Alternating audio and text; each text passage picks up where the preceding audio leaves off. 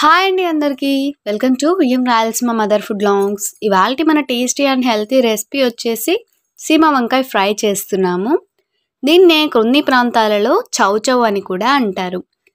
ఈ కర్రీ రైస్లోకి చపాతీలోకి చాలా రుచిగా ఉంటుంది. చాలామంది సీమ వంకాయల్ని ఎక్కువగా ఇష్టపడరు, కానీ ఇలా ఒక్కసారి చేసి పెట్టండి, అద్దరిపోద్ది, సూపర్గా ఉంటుందన్నమాట. ఎందులోకైనా సరే రెసిపీ చాలా బాగుంటుంది.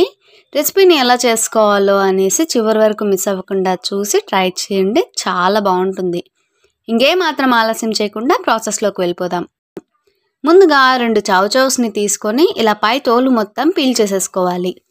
ఆ తర్వాత ఇలా చూపించిన విధంగా సన్నని పీసెస్ కట్ చేసేసుకోవాలి. ఇలా లోపల విత్తనాలని తీసేసి పీసెస్ కట్ చేసుకొని ఉంచుకోవాలి.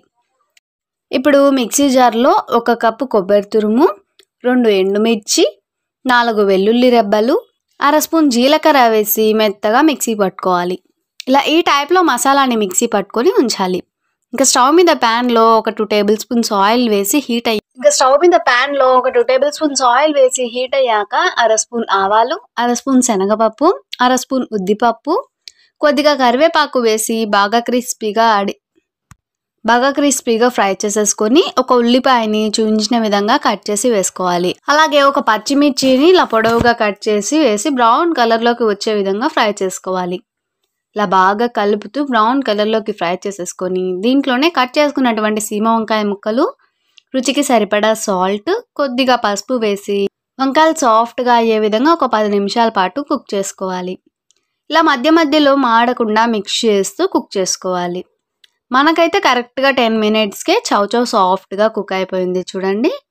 ఇలా ఈ టైప్లో చౌచౌని కుక్ చేసుకొని మిక్సీ పట్టుకున్న మసాలా, సన్నని కొత్తిమీర వేసి బాగా చౌచౌకి పట్టే విధంగా మిక్స్ చేసేసుకొని కాసేపు అలా లో ఫ్లేమ్లో ఫ్రై చేసుకోవాలి.